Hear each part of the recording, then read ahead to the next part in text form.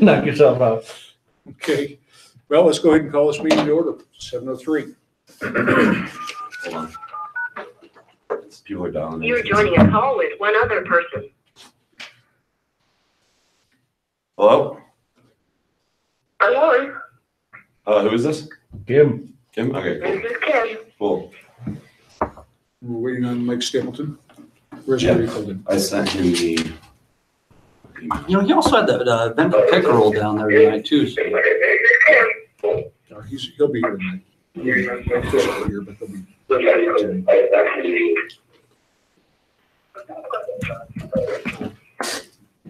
All right, well, let's go ahead and get started. Has everybody read the agenda, and is there anything you would like to add? I went ahead and added your position, Michelle, so we can discuss that. Okay. Anything else? Was there anything else I haven't looked at it since a couple hours ago.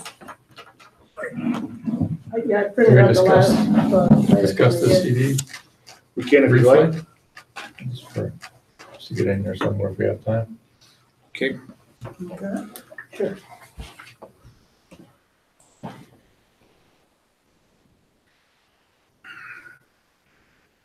All right, we have just one guest. Please introduce yourself, mister. Frank Atwood, your liaison to Center Right Coalition and also an officer with the Approval Voting Party that's a QPO here in Colorado. Okay, thank you, Frank. All right, has everybody reviewed the minutes that Mike sent out a couple weeks ago? Yes, I noticed that. There was one change that was pointed out to him. Any other changes that need to be made? Okay, he has changed those, so those will be approved as adopted or as amended. Officer reports. The only thing I have to add to mine is I spent the morning, yesterday morning, collecting trash for the Douglas County group, which is always fun. Got some pictures and picked up a bunch of trash. And Frank was kind enough to come down and help us. What's your turnout been like for those, Mike? Well, this one, it wasn't very good. We had 8 people there. That's really good. We most of the time we've had between 10 and 12. And you guys have an adopt a highway stretch down there? Or? Yeah, we have a sign, 2 signs on Parker Road, so it gets a lot of traffic, and it's pretty successful. And frankly, I'm surprised that more county affiliates haven't picked that up because it's a great way to get exposure and it's a great way to get people involved. Vice Chair, Michelle, thank you for putting that report together. Do you have anything to add to your report? No, I do not. Okay. Treasurer? Nothing to add. I'm assuming everybody's read over this. Does anybody have any questions for John? Okay. Roger, anything to add to your report? My extremely limited report. No, except I had planned tonight, because in the last meeting I committed that I would write up something about the importance of joining, registering with the Secretary of State. It was my firm intention to do so until I discovered I had no electricity. So I don't. So unfortunately, I will circulate that over the next day or two to the board.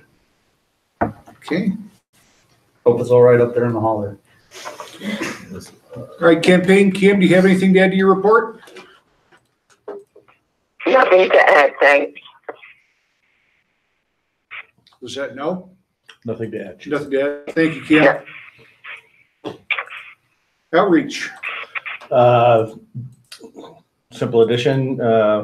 They've turned over to the treasurer $16 in funds raised at the Pueblo Chili Fest and $29 raised this weekend at Cedar Ridge Apple Fest. And the Apple Fest, actually, I was very impressed with the crowd. It's I was telling Roger, the size of the crowd in Cedar Ridge, which is a very small town, was probably about equal to what was at Broomfield Days. I mean, they covered their entire main street from end to end, and then about 4 blocks down the other way, which kind of surrounded the city park with food vendors and and farmers that are selling their apples and everything. The county affiliate staffed the booth very well, thanks to Jace Tewksbury and his crew. Did Mark come down and help? Mark was there most of Saturday afternoon. Good. And actually, Mark sat in the booth, and as we got contacts, actually entered them into the website from his phone. Which And was then- very helpful. Over 20 of them. I got copied all of them. And then we collected an equal number on Sunday, and we left them with the affiliate, and they're gonna get with Mark and have him enter them directly. They wanted to keep the hard copies of both, because they're gonna contact people directly and try to. That might try be to the get their opportunity that locals. Mark's been waiting for to get that affiliate started in Grand Junction. We drove up Friday afternoon, and we have a new camper, so we spent Friday night, Saturday night, Sunday night. But we drove through sleet, snow, rain, sleet, and snow at high elevations to get there, and left very early this morning, and again, drove through rain, sleet, and snow to get home, and we're a little tired, But you met your appointed round. but nothing shall stay this courier from. But I mean, these are the kind of events that I really want to see us do more of. I want to get out of the Denver metro and get the locals out in the areas involved, and it worked out both for Chili Fest. Stapleton has taken the lead there 2 years in a row. John Pickerel was there every day campaigning. We happened to be right next door to the Republican booth. When we set up, they're all friends. They know each other. The lady in charge came over and called cart as we're setting up. She said, "Oh, I'm sorry. I shouldn't have put you two side by side. We can move one of you if you want." I said, Hell no, let us put up our signs. we did not use the clowns and jokers for that Oh, you event. missed an opportunity. Well, we're kind of counting on some Republican votes since there isn't a Republican candidate, and they've actually had him speak at their local events, local meeting. So we didn't want to piss him off. Are you finding that the crowds are more receptive, as you get out of the city? In the mountains? They're much more interested in what's going on, especially in the Cedar Ridge crowd. They were just, who's you can, and Scott Helker was there for quite a while on Saturday, as well as our lieutenant governor. Really wanted to know, everybody out there is just so pissed at the two parties right now. It's great. All we got to do is, keep the cones off our heads and be. Go ahead, David. Yeah, Aluminum The foil. tinfoil? It was very helpful to me to have Mark put those names in with his phone, because I got them as soon as they were in, and I entered them into a spreadsheet, and I uploaded them to our database on Sunday morning, so that those guys were in the volunteer spreadsheet I put out Sunday evening, and they will be in the next email blast. I didn't realize that Mark had put those, so I got a copy of them and I sent them all back to Mark. So yeah, that was really helpful, and I would like to see us do that sort of thing everyone. Where did he go on the website? He actually went to the national website, Oh, okay.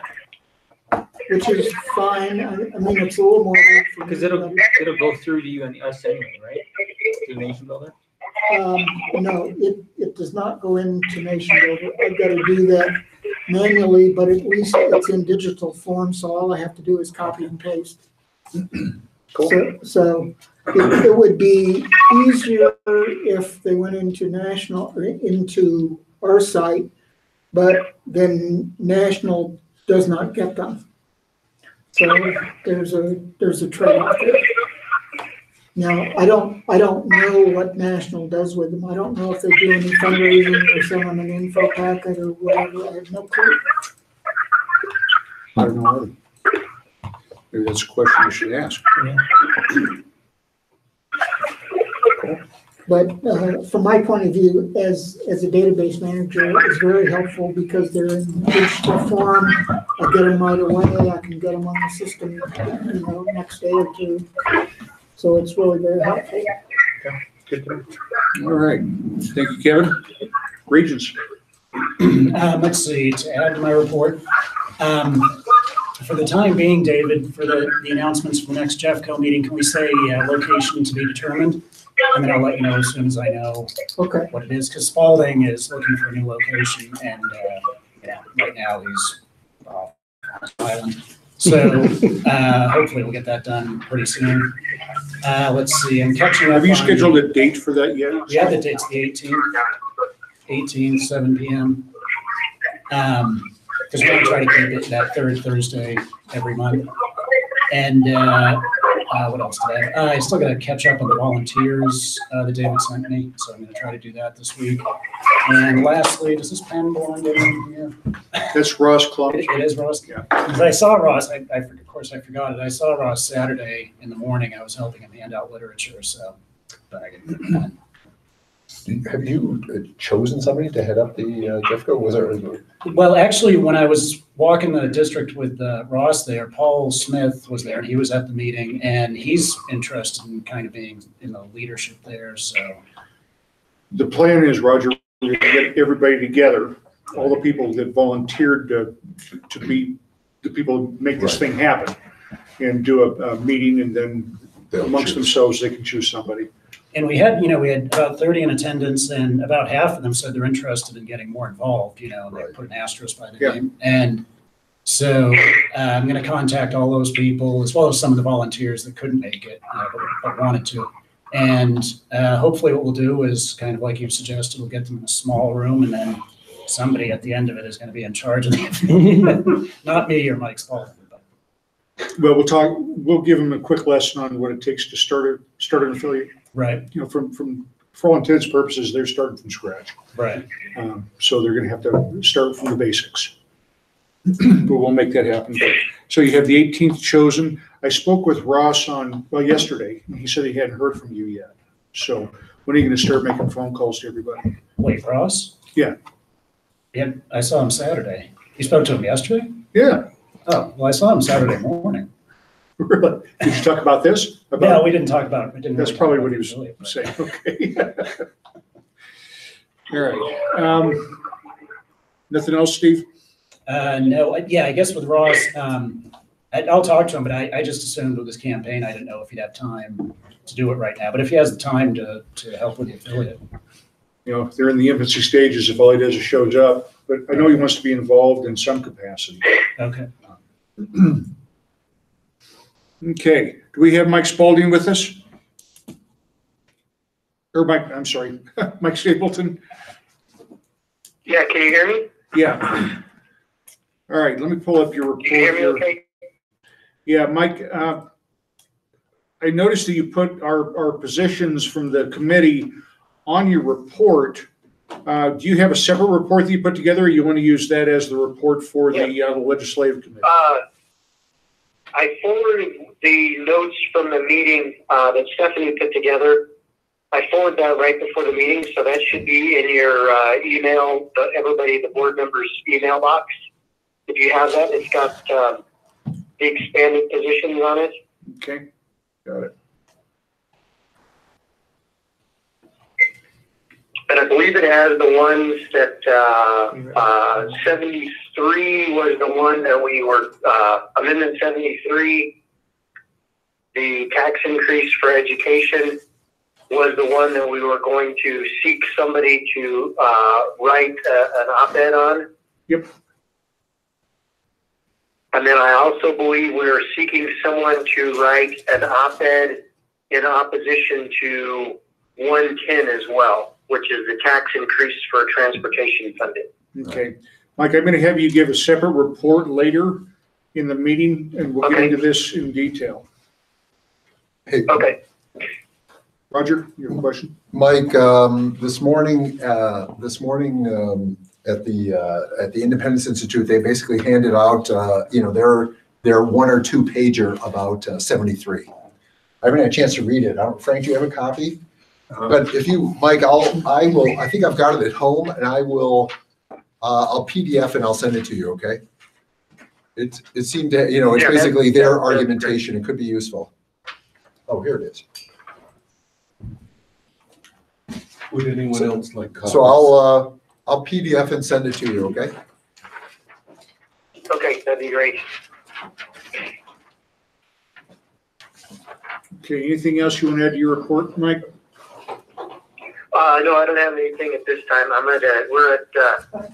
Currently we're at a candidate meet and greet and fundraiser for John Pickerel. We had to kind of get it put together this evening during the meeting, so I stepped out to attend the meeting, but he's in talking to some supporters and people who are donating to his campaign this evening. So, How's the event, Michael? what's that? How's the event? We got about 10 to 12 people coming in, and there's some more that are popping in later on. It's going until about 8 o'clock tonight. We started at 6. So far it's going well. We got people came and picked up some signs, putting his campaign signs and stuff out. We're hoping we can get to our fundraising goal so we can get the mailers, get his rat cards turned into mailers and get them out to about 10,000 people. So we're pushing for that. So hopefully we're making everybody aware tonight at the fundraiser and meet and greet how critical it is to get his information, especially in front of the unaffiliated. Okay, very good. Thank you, Mike. Membership. Yep. Nothing to add. Okay. Communications. Nothing. And Spalding is not with us, so we're going to go ahead and do the standing committee reports.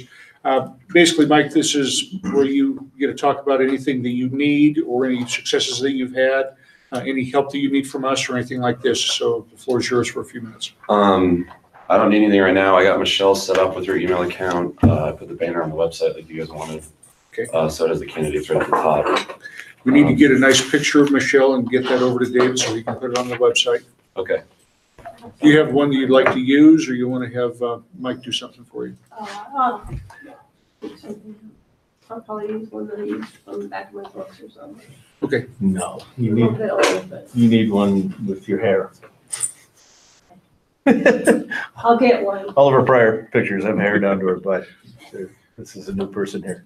All right, David, excuse me, go so, ahead. I did want to reformat the candidate list on the website because it's not very mobile friendly at all. If that's okay. Yeah. Cool. Okay, thank you, Mike. David? I don't have anything else to add. I'd just like to reiterate that Mark's thing worked very well for me. Good. Good. Well, I think that's probably a good idea to put that idea into place for all of our outreach events. So that might be something you're going to have to give Kevin some help and show him how that's done, Okay. or how he could do it to make life easy on you. Okay. Yeah. Who, me? I have volunteers for this shit, you know? All right. Next committee we have is the committee to reach out to local groups. Has anything happened on this group? We're going to put a group together, and I don't recall who we had that volunteered for that. So Mark was doing the outreach to the people that did the info requests.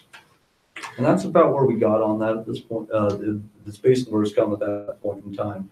I guess the question at the point is, and I guess touching on what we did so much, to say we haven't done much, the Jefferson County thing, I think was kind of a test project for how we go about reigniting a lot of these groups. And I guess the goal at this point in time should be trying to look at what groups it could be advantageous to put the same effort into. Well, I think I'm with you. I think the next thing we have to do, obviously we have to follow up on Jeffco, but is to decide what area gets targeted next. I mean, I'm thinking two, Weld County and Pueblo. Well, the northern, remember we're gonna have the dinner with the board in the northern one. I'm trying to remember the exact date on that, looking the location, but the one that's gonna be, we'll do it in Loveland, so we're right on the border of Weld and Larimer County right there. You're talking about the dinner with the board? Yes, and we can use that to build the affiliate, to start building the affiliates for Weld and Larimer in one shot, which I think are both advantageous. Weld is experiencing some real struggles with one-party stranglehold and some serious corruption. So I think they're clamoring for another option, but they're just not going to vote Democrat. I think Especially it's with that recall. Oh, yeah, It almost happened. almost. I think it's a mistake to tie the two together. I think it needs to be a separate meeting. Because remember, that's a fundraising event. I'm saying we just get that for the contacts more so. Well, And yeah, so then we'll have the people so we can use those contacts and then we can get the meetings going from there. This will be a chance to get those people all together in one room and see who's interested at that point in time, kind of in a way, because, you know, they'll be coming through and you can get information and stuff like that from them. I think we can well, accomplish if a lot you in think that you can time. tie the two together gracefully and not overburden the time restraints. Oh, yeah, I think we could. I mean, yeah, we just ended up talking at the last one. I mean, we could move around. I mean, we could definitely spread that out. Totally. I'm always two birds with one stone. What the hell, you know? Time is valuable. David? One way to make this determination is to look at the number of people who have volunteered in each county. And I think both Weld and Larimer are high on the list. I think there's roughly probably 20 to 30 people who have indicated they'd like to volunteer in some sort of capacity. Okay. So that might be a good way to pick the next area. Okay. And also Larimer had a pretty active affiliate for a number of years. The only problem was it was run mostly by CSU students. And of course, they graduated and move on and the affiliate kind of evaporated after that. But it was pretty well attended. There were typically like 20 to 30 people there. No, that's significant. Yeah. Weld, I don't know so much. We've ever, We got going a little bit out there. That was my fault on that one. I need to find somebody who could be better at that. I'm not good at talking to conservatives these days. So. Yeah. I would. It's you know that's not a good task. You know you're sending me in with a baton to take the castle. But well, there is definitely some possibility up there too. I think, and this is just me kind of running things through my head. And I think part of the struggles with getting these groups together is you say, okay, we get them together, and then what are they going to do from here? right. And so I think that's some effort needs to be made. So we got that Jefferson County group together that looked like it could be a strong group, and I bet you'll end up with 10 to 12 strong people to hold out of that. What we need to do is to get them something to do. And I think we need to look, you got a lot of odd-year local elections and stuff, and that's going to be the goal. And we got to get these groups away from getting together at Chili's and talking about how much they hate the government and going and getting door to door with people and getting elected and proving how much they hate the government. David? One of the things you could do is get together a group that does the POL sort of thing for a city. That is, they read the bills that go through the city council and say, this is a good bill or this is a bad bill. That's a good idea. And if you do that in a timely manner, then you can start influencing votes there. Well, we've lost the window on that one at this point, but that's a good idea. Well, but for city council, like Denver has city council every Monday, 52 weeks. Exactly, and that's what we're doing in Longmont, is we're just targeting ordinances now. Yeah. So the window's still there. They're still passing all these crazy ordinances. Then you scorecard them all, and you can use that scorecard as something of value to the candidates. So then they're going door to door. They're not just saying, you know, I'm better than sliced bread. They're saying, this is where so-and-so is wrong, and this is where you get something different from me. You won't win over everyone. They might agree with so-and-so on that. But you at least have a point of standing, and you have some quantifiable proof about what their legislative record is. The other thing they can start doing is they can start then they start showing up at each council meeting. They can start videotaping that, and then, you know, that'll create content that's the beautiful as thing well. about all these ones in the Front Range is that they're already videotaped. They're on YouTube. They're on YouTube. So getting them to just like host like a watch party on their affiliate page would be huge. Nobody's watching them. Nobody's watching these city council. That's my goal. People get raked over the coals at a local level all Absolutely. the damn Well, time. you've got the public comment section of these meetings, and yeah, you're right. I mean, it doesn't matter the time of year, election cycle, they're just constantly adding ordinances and Non-stop. regulations. And yeah, we gotta be there to at least document it. And there must be local newspaper coverage of some of this stuff as well. So again, It's the biggest news stories every week in Longmont. Right. Is the Longmont Observer there and the Times Caller there. Yeah. What else would they report on? Yeah. So that Exactly. makes sense. It's a sleepy little town, so. And so much of what happens at a local level is nonpartisan anyway, and they're just looking to fill their papers, with anything and everything they can put in there. So you can Well, develop it. It is and it isn't. It's kind of shadow partisan because a lot of times, these people have aspirations beyond. It does happen, but at the same time, you always have that leg to stand on of, why is so and so working, standing against us and things like that. There's a lot of interesting things you can find out about connections with local media and some of the stronger, corporate money in towns like Loveland, for instance. So the other thing is that the people who must attend these sessions, they must have the local media person, their local so it's a good way to establish relationships Yep. with the local political. John Farrar as knows well. who I am. Yes. No, it's brilliant. So just summing up, David, I think that's a great idea. You get them just focus on the city council. And Perfect. if anybody wants a copy of the POL rating sheet, I've got it. And I don't see why you can't pass it around. Would you forward that to everybody, David? Sure. Thank you. Sorry, And Wayne. the other affiliate or possible region I might look at or county is Huerfano. I got myself in trouble at the Jeffco meeting because I was joking about Huerfano and, that would be further down the list of counties. But the woman there said, "Oh, I'm from Huerfano and I know a bunch of people there, so you should set up a meeting." So now I'm going to have to go to Huerfano because I was my big fat yapper. Is that almost like New Mexico border? David, I should probably check with Rich Bratton before I send that sheet out because Okay. that's POL internal. okay.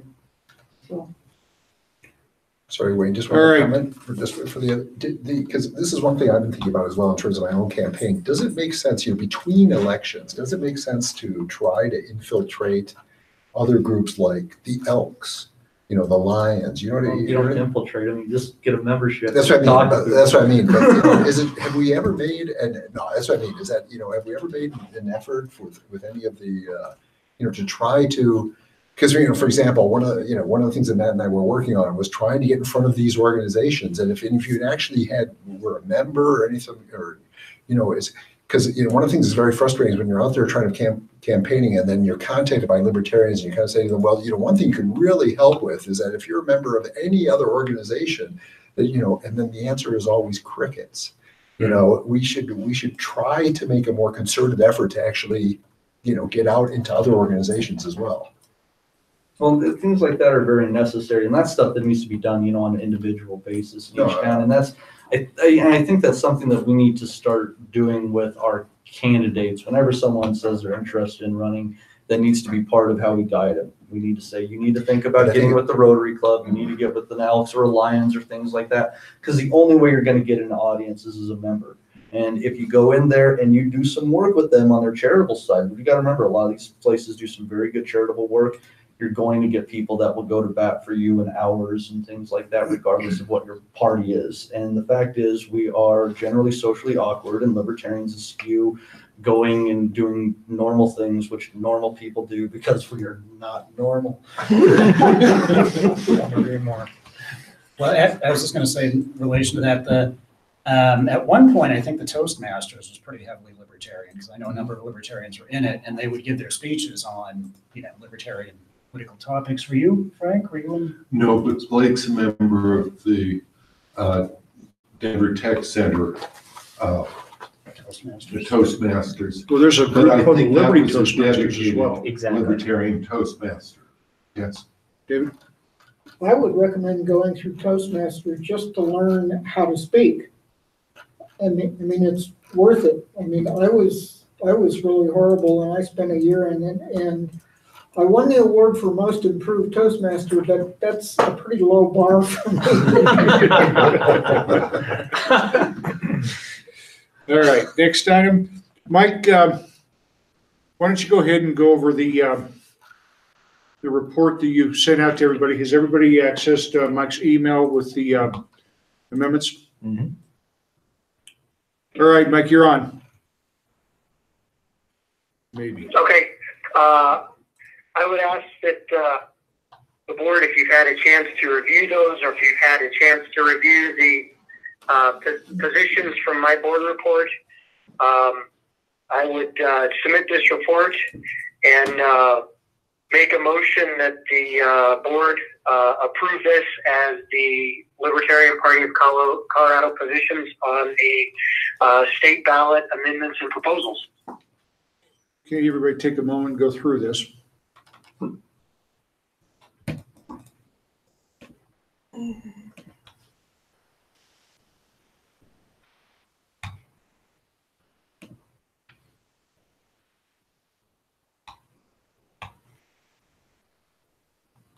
Michael, Yes. did John Kyle get that email to you? No, I did not get John's email. Okay, I'll ping him again on that. Interestingly, Wayne, John was actually in favor of that hemp measure. So was I. Yeah, he's usually afraid of everything about the federal government, but not on this one. And I would definitely be interesting in hearing his, in reading his opinion on that, because Mr. Doug Bruce, I don't know if anybody of you are familiar with him, and he has a committee that has actually joined in the Blue Book in opposition. They're relatively close to our positions on a lot of stuff, except there are several that we differ on. But this is one, the one for the definition of industrial hemp. That is one that they also oppose for the same reason, that we would be basically turning over our right as a state to define industrial hemp to the federal government. We don't actually say that we oppose or not. Or is it sort of support? Gotcha. Okay, fine. I'm sure everybody's been through their Blue Book and put their own ideas together. This was put together by the committee last week, and it was pretty well hashed out. This is a tax rate. So these are the positions that the committee is recommending that the board follow. That's all there is.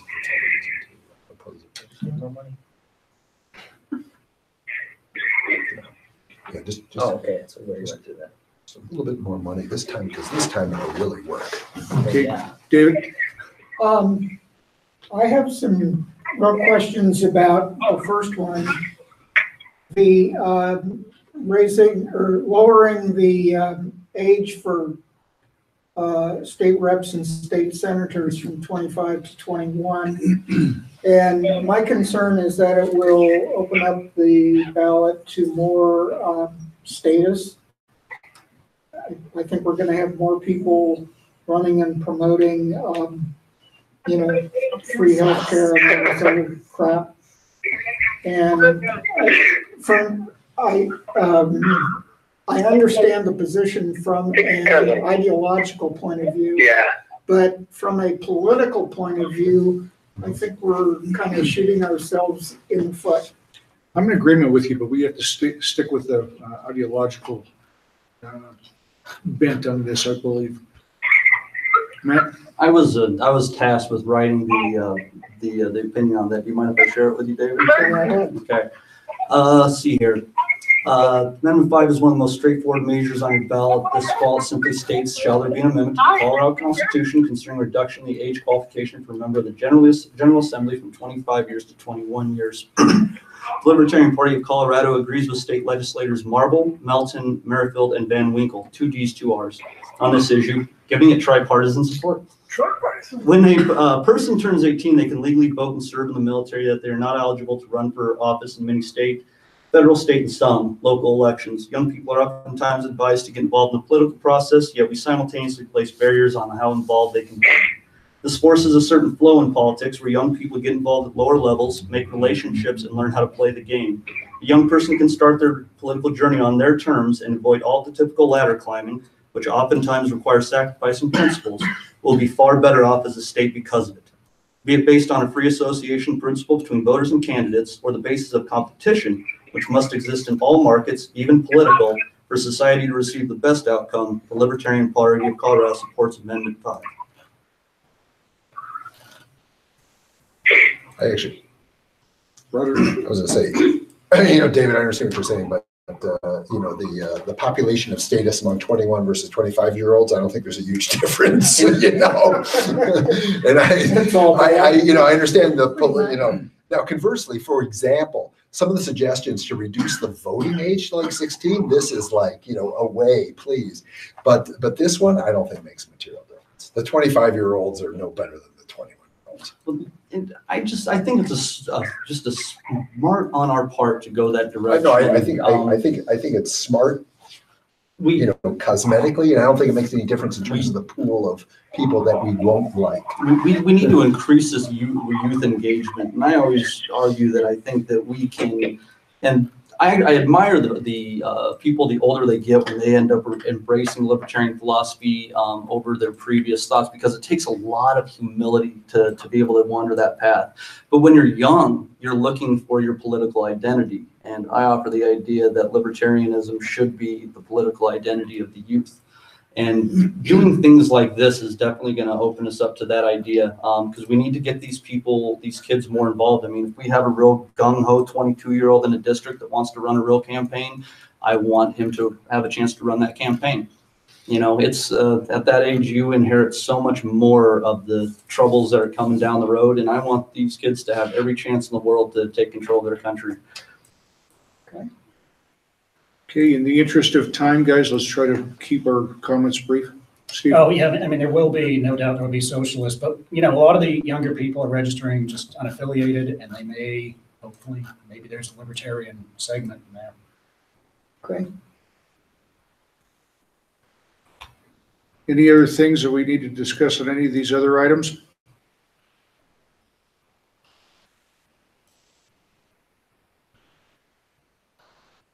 So Mike, go ahead and give us the overview of which pieces of legislation we're going to have our writers tackle. I think we're going to employ Mike and Jay on those two.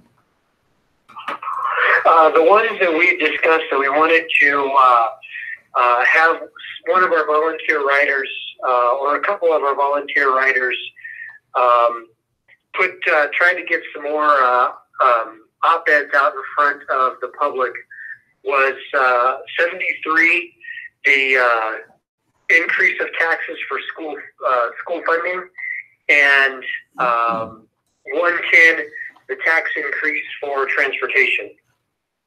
It was actually 109 and 110 combined, right? Yeah, I think I can't remember if we discussed writing it why you should choose 109 over 110. But I know we wanted to, any of the ones that had a tax increase involved or that was seeking revenue that didn't have, that went far beyond the scope of just tax increases. We wanted to try to get those op-eds like we did Y and Z out in front of the public. Lance, since you're the one with the lasso for the writers, would you reach out to 73 and 110?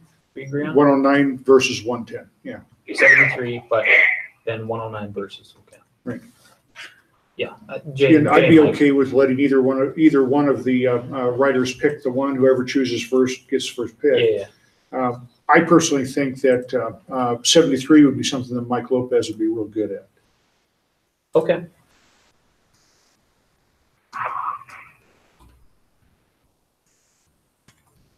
Anybody else have any concerns about the committee's decisions on all these?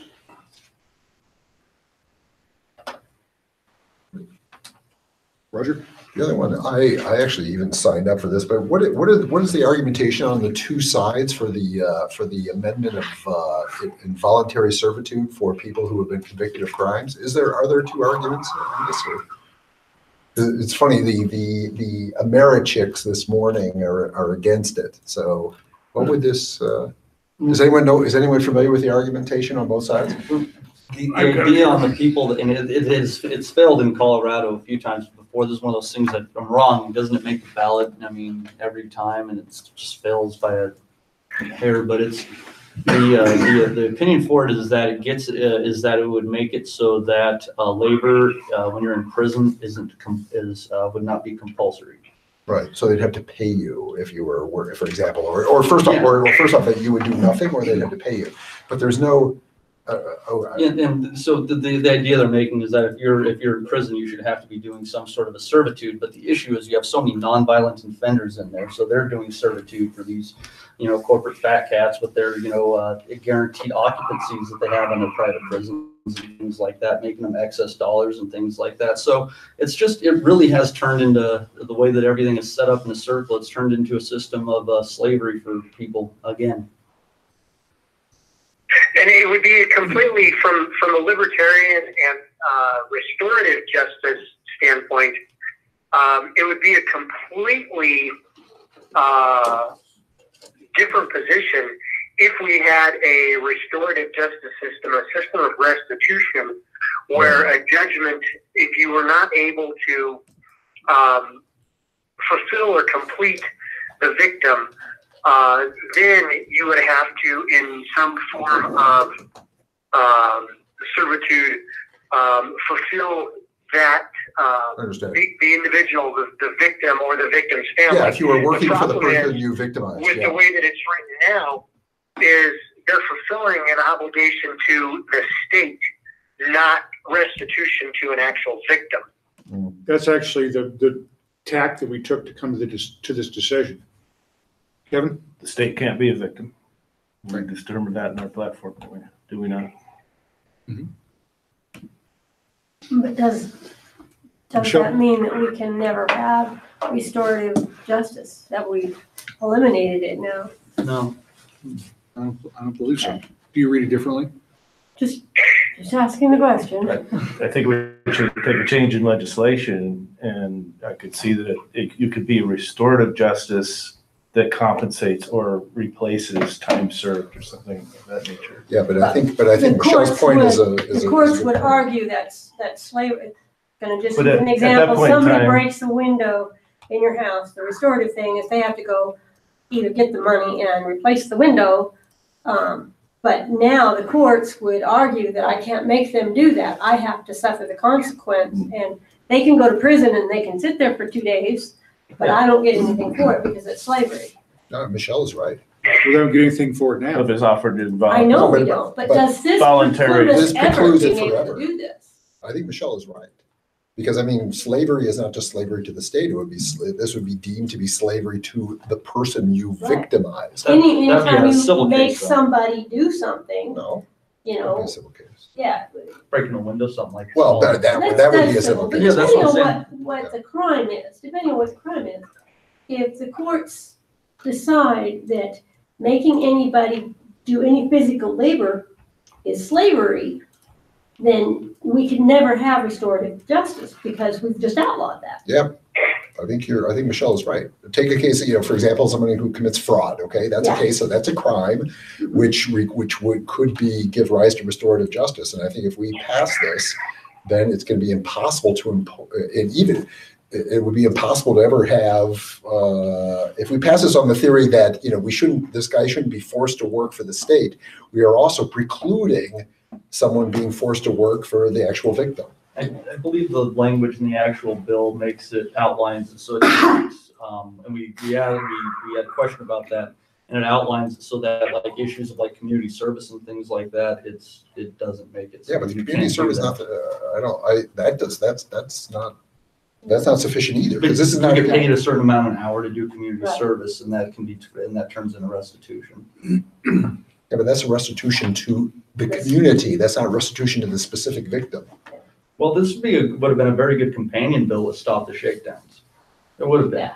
Well, the point that I would strongly argue on this one is, yes, there's a lot of ifs, ands, and buts, but the simple fact of the matter is we currently have non-violent offenders who are wrongfully imprisoned, making money for corporations with cronyist deals in the government. And by not backing this, we are saying that's okay.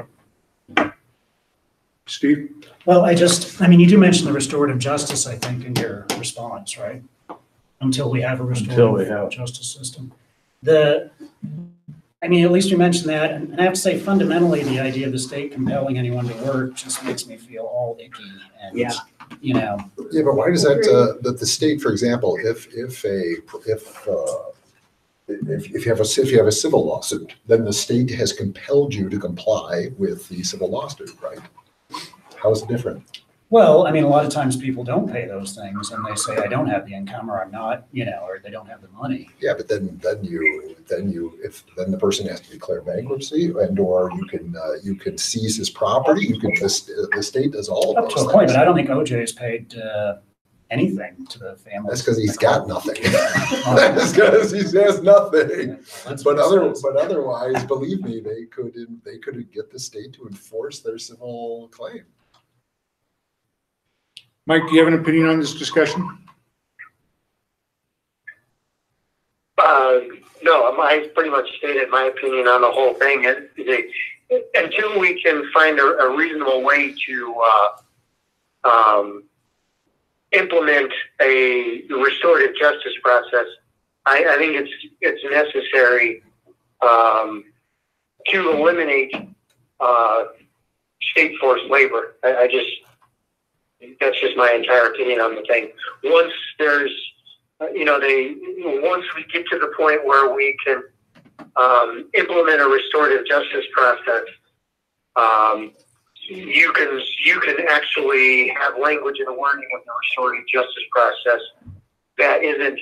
This basically what this does. It removes it removes any labor force at the hand of the state from the state constitution. But if you wanted to implement a restorative justice process, you could write that into the process of how it would work. I don't believe that.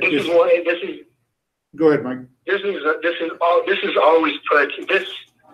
particular proposal every 2 years during the general election comes out of the state capitol to be placed on the ballot. This is probably year 5 or 6 that it's appeared on the ballot. What's the usual voting on it, Mike? What is it? What percentage of the vote does it get? So close. Really close? Pretty close. 51. I would have to go back and look and see. It's pretty close, but it usually fails. Obviously it fails because this is several attempts to get it on the ballot to get it passed. But yeah, the vote is very close. I don't remember the last percentage. I'd have to go back and look it up. Yeah. We could take a no position on this since there seems to be a lot of back and forth on it. This would be my hill to die on as far as no position goes.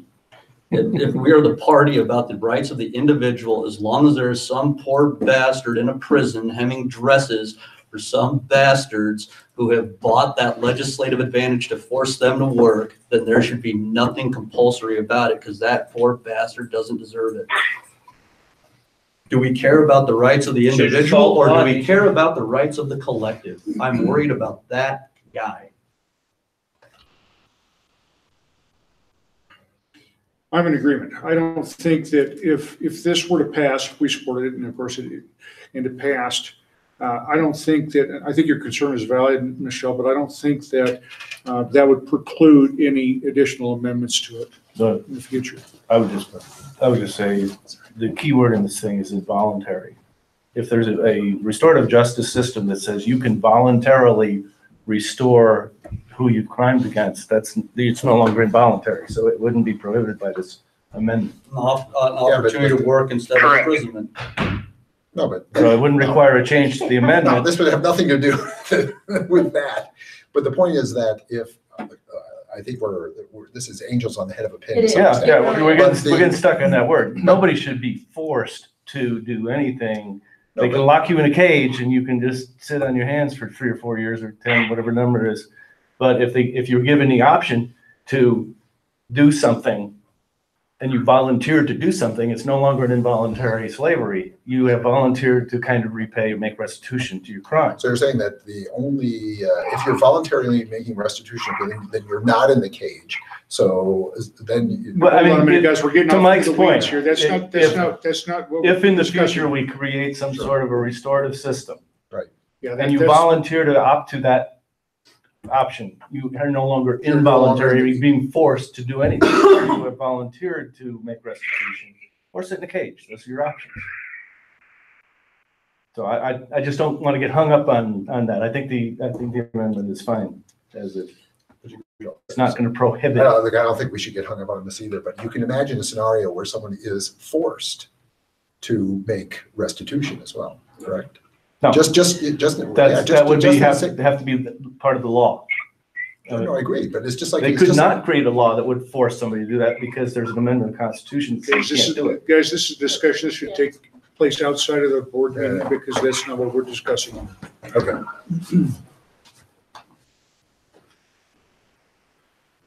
So this is your hill to die on, Matt? Yep. I think I'm in agreement with you on it. Do we need to put it to a vote? Do we have any dissenting opinions on this that are significant? I'm not sure. What are we talking about? I haven't found it yet. What are we talking about? Do you oppose the support? Free I'll put it this way, the fact that we will probably never get restorative justice. Remember that, John. I don't think that, if we pass this, it's not going to be a big deal. I just think it's going to be a battle we'll have to fight one day if we ever get power. It's a battle we're going to have to fight to undo in some form. But if you guys want to pass it, I'm not going to. Until then, I think this is I think it's a step in the right direction. And did you get Mike's email? I'm looking at it. It starts at amendment V. So I have a request from Mike. If he could, can we format this into something that's a little bit just cleaner and nicer, or can I do it so we can put it on Facebook? We can tweet stuff out, kind of pin stuff in the group so people know where the party stands. Because we get questions about that for sure. Candidates, like they're already convinced we run in, a few. I will put it on the website. Website too. Yep. Mike, is that something that you had planned on doing, taking this to another level with a little more explanation on each item? Yeah, we were, once we got, because we were waiting for the opinion from John Kyle and the industrial hemp that we were going to add to it. And then we were going to clean it up kind of like how we did the previous year with the bullet points. And, instead of a long explanation, the bullet points as to why we support or oppose. Okay. Because we're not going to meet again until next month, I don't think we have the time to sit on our hands on this. I think we're going to have to not wait for John. I mean, obviously, if we get his email and it's distributed to everybody, we can do an email vote on it. But at this point, yeah, I think I personally, in my opinion, in regards to that, we could either take no position on that particular one, or we could take the initial position of the committee and then later on once we get that, present a position to that. I think that sounds like a good idea to me. What do you guys think?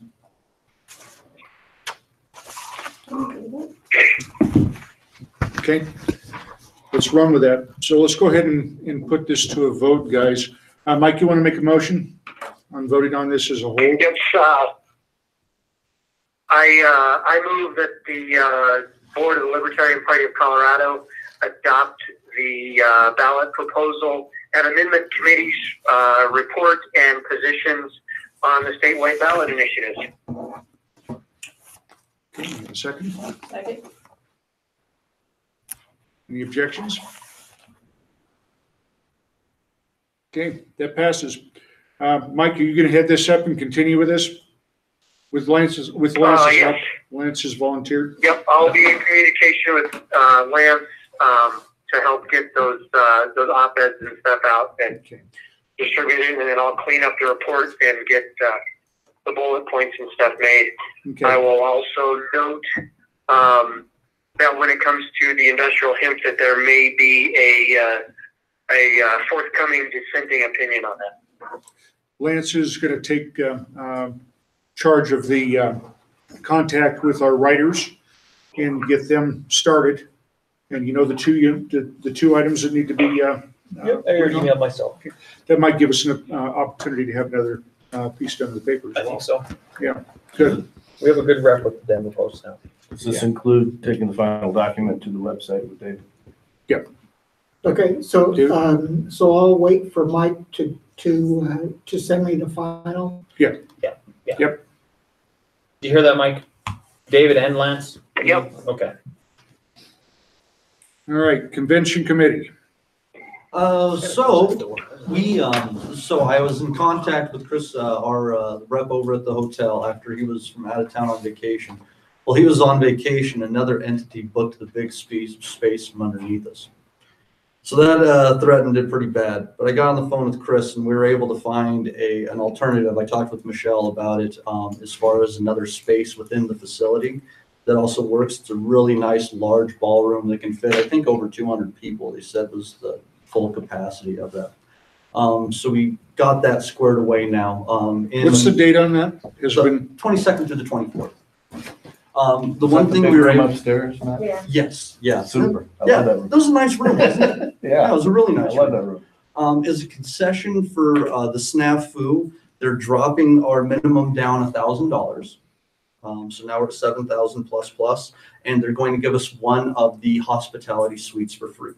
Okay, includes alcohol? And it does not include alcohol. We do not have to, I did the numbers though. You guys will see that you guys had an email with the basic note document that shows that even at a smaller turnout than we've had the last 4 years, we would still be able to meet that minimum, no problem, going very, very low end of the road.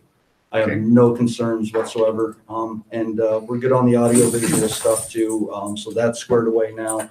But that was a little hang up with him getting, being out of the office for a while there and then them worrying about what was going on. So, but we got it handled. And I think also they're going to work with me a little bit on potentially some more inclusive pricing. So we might be able to save a few bucks per ticket as well. So. When are ticket sales gonna start? My goal is to make sure that they are good to go by the election night party. I think that's a reasonable goal with kind of. It gives us 4 months to sell tickets. Have we signed a contract? Kevin? No, we've not signed the contract, but I would like to get something out on the website right away. It's, has the date there and at least the potential of what it is that we're offering. And the location. You get 5 meals, you get, all these speakers, keynote, some kind of advertising, even if we don't have the price yet. Just to save the date kind of thing. Yeah.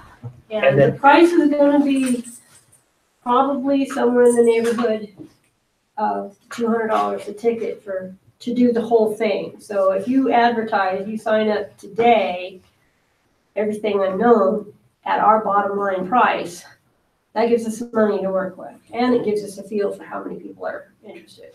But we need to advertise now. Okay, that quick. All right. Yeah, I would want to throw then, so maybe next agenda, I'll put something on about, can we allocate some money to throw at this on Facebook? And you consistently have an ad that just never stops rolling. Yeah, we need to get Stuff like that. out. Yeah. Okay. Okay, guys, that leads me to my next concern here. And unfortunately, Mike Spalding's not here. He's in charge of our calendar. But we have an obligation in Article 4 of our bylaws. The Constitution and Bylaw Committee and the Platform Committee shall each consist of 5 at-large members selected by the Board of Directors and additional members selected by each charter affiliate 6 months prior to the party convention. So does anybody have a calendar? You can look that up and see. We're at 5.5 right now. We're 5.5 now? Yep. So that date's not gonna work. We haven't chosen our bylaw and platform committee. Choose it tonight. What's that? You better choose it tonight. I think we have to. I think we have to choose. We have to choose tonight. We haven't gotten applications though, have we? No, then we have to send out an application, an opportunity for each affiliate to send one of their people as well. So I don't think that date's gonna work by our own bylaws. We can't, is there no way we can modify the bylaws, or we can only modify that at the convention? Is there an We extraordinary way can of? change it for next year, but we So, can't change it for this Are year. you talking about moving the convention to April? I think we almost In order have Do to. that? I don't see that we That's have an gonna be a opportunity here. renegotiation with the It's gonna be a hotel. renegotiation. Yeah, and I missed this. This was Mike's responsibility, and he didn't alert anybody about My this. apologies too. I did not know that particular bylaw myself. This is really a tail wagging dog there. It really is. So is there no way we can modify the bylaws, or is it only at the convention? It has to be voted by the delegates. David? Can the board unanimously do something? I mean, to suspend the bylaws temporarily to make this happen or something?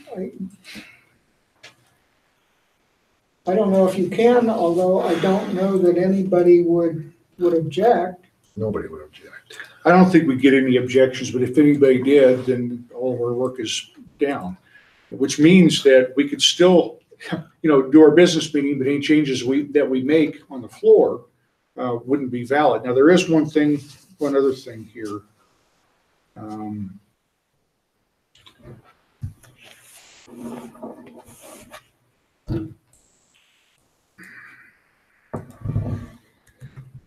The members can still make and submit changes by the way of other routes of notice.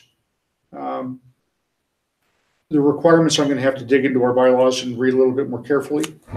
So we're at 5.5 weeks now, you say, Matt? Yeah. Or 5.5 months now? November. Or yes, we'd be at 5.5 right now. I can look at the bylaws right now. Yeah, go ahead. Would you please, David? Because you're right, because if somebody wanted to raise a fuss basically on the floor, they could say this is a incorrectly called convention, and to make any choices done on the floor null. Yeah. Basically. what the Everything enforcement everything that we do, and all the work that the committees would do would be for no reason. Mike, this would be my, You because just have to carry it over to the next year. I totally understand where everybody's coming from on that, and it is worrying. Just maybe to head it off, to nip it in the bud, because I don't like surprising anybody with anything. Maybe could we see if we could just send an email out to just our registered Ls we got on our list that David has, and ask if there's any objections, that we'll probably have our committee formed 5 months out, and to see if anybody objects. Because I mean, if somebody does outright reject, we have to at that point in time. But if we don't have any outright rejection. But that's what David is checking. There's no other method for amendment of the bylaws, or there's got to be a section on amendments? I think there is another method, but I don't recall what it is. We'd have to find a way to suspend the rules. No, I'm just saying is that if I gotta believe there is a way to amend the bylaws other than between the conventions. What if you needed to amend the bylaws? Bylaws can only be amended by the delegates, Yeah. not by us. We can fill vacancies, but that's about it. Can we appoint a committee chair for each one? That is the board's responsibility. Basically set it up and fill it over the next month. And backdate it. Well, no, back. Yeah, I mean, create we're the committee of- months out. If somebody really was gonna be that much of a pinhead about this at the convention, I don't believe that most people would be, and we would just call another convention. I think that, I'm running through the We do it at 10 Waffle possible House. attendees in my head, and I Yeah, can't we think of can- anyone who would say, Yeah. hopefully. No, if we put out a notice saying, hey, we screwed up and we didn't do this right, and you have to approve that we're coming in at 5 months instead of 6 months, somebody's probably gonna say, oh, well, I'm not gonna let you do that, but. And I have to give our delegation credit, if I were calling it national, we weren't the ones that were getting up there and saying the most asinine things possible, just to drag out business. No, we were just drunk yelling at the debate. Well, guys, we're gonna have to decide what we want to do here. If we don't want to change the date, then we're gonna have to gamble that nobody will object. We can go ahead and do things just as we were gonna do them all along. But if somebody objects, we have to be prepared for the fact that we're gonna have to declare it void and then take it all to the next year.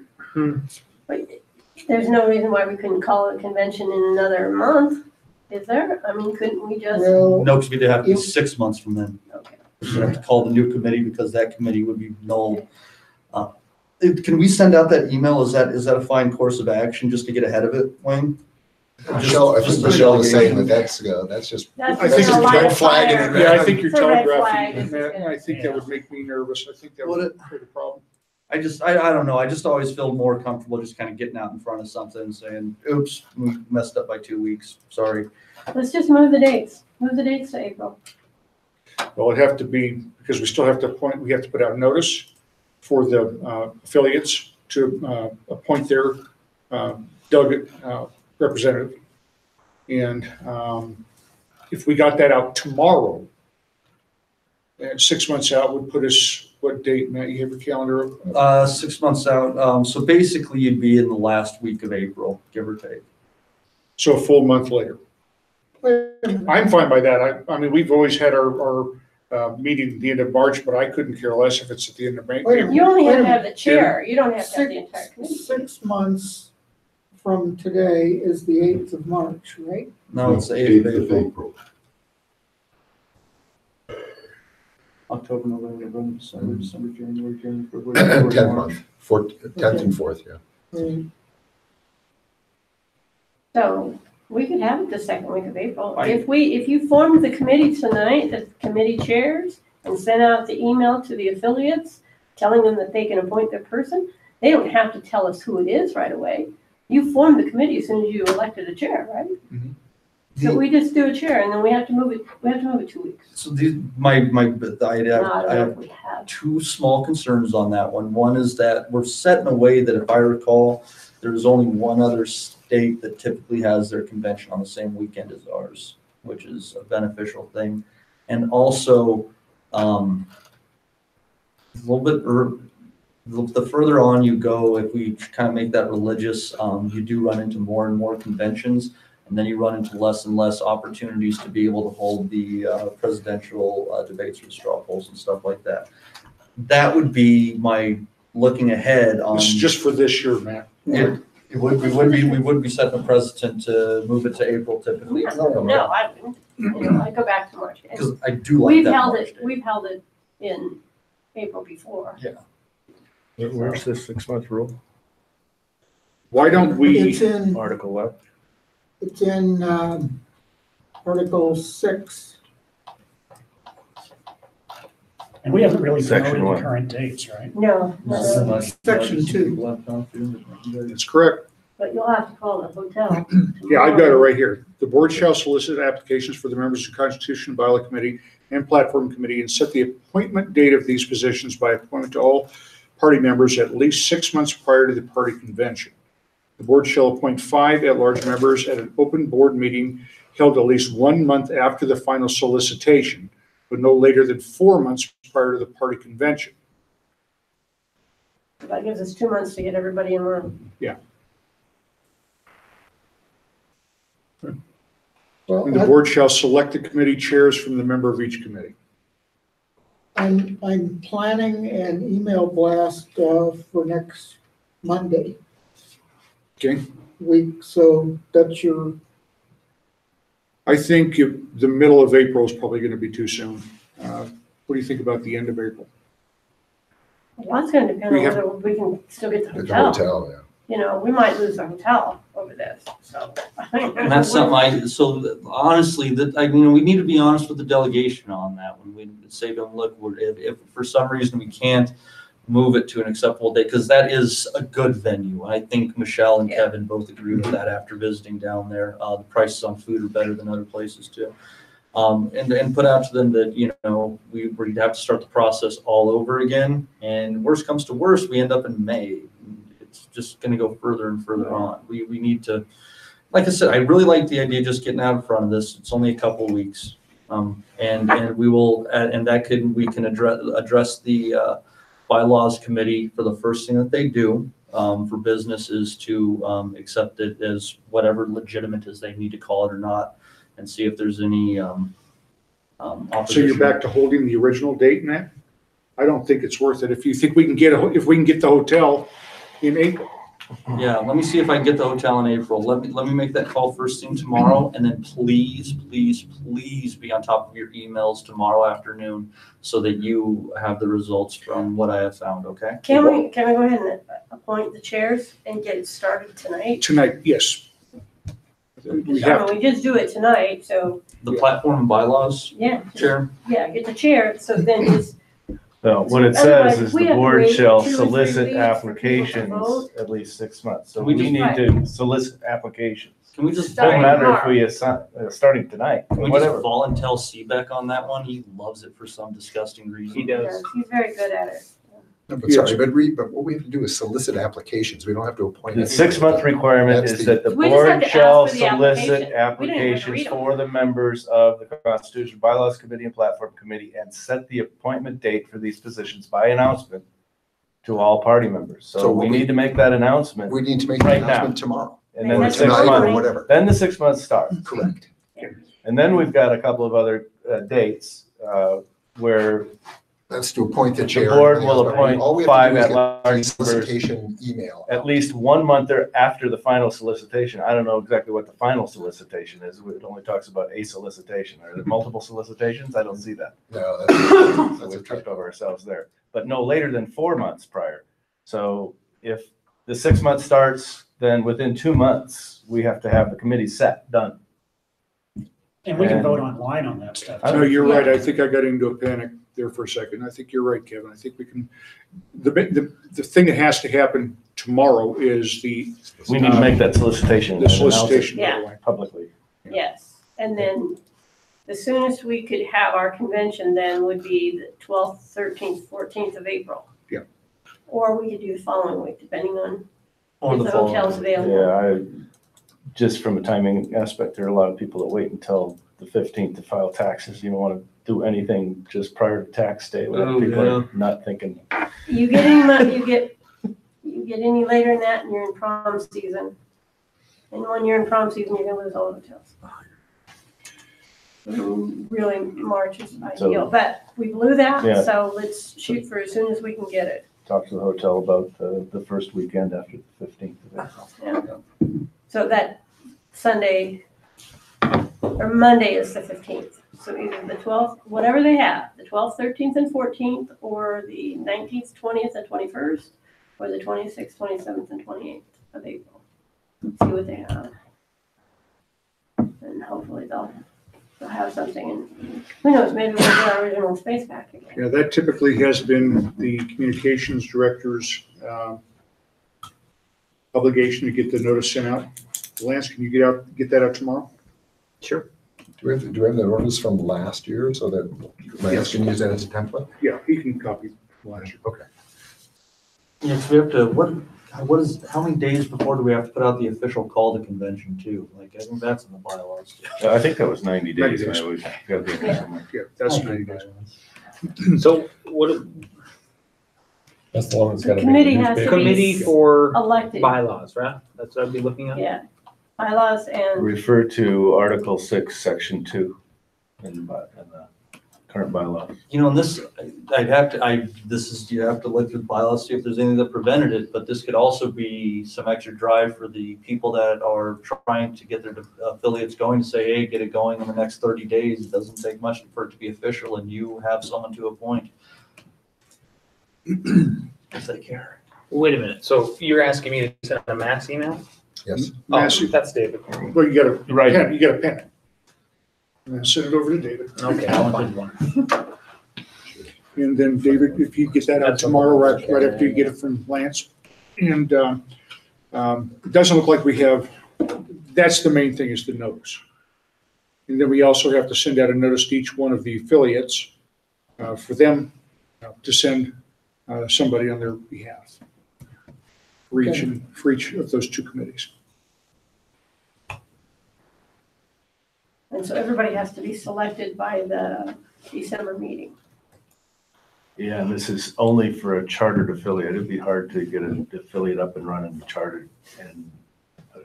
Yeah, so we only have to worry about The who are existing- our charter affiliates now. Douglas, Arapahoe, El Paso, Boulder. Delta? No? Boulder's not, I think.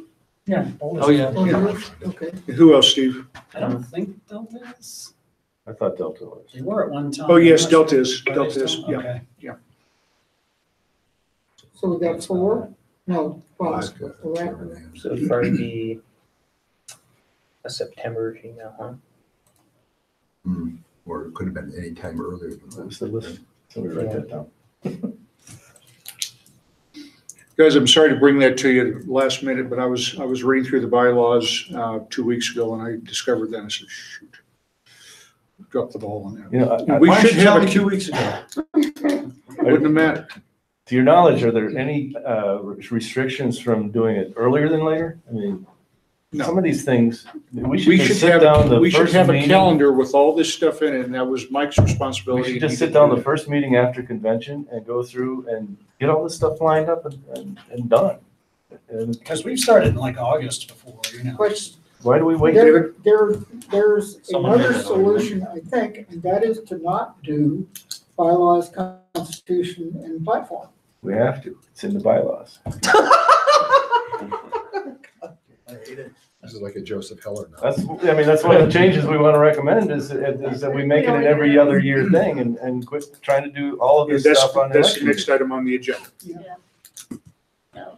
You know, this is, all right, guys, so we've got the wheels turning. Lance and David, you guys are gonna be on this tomorrow? Get the notice out.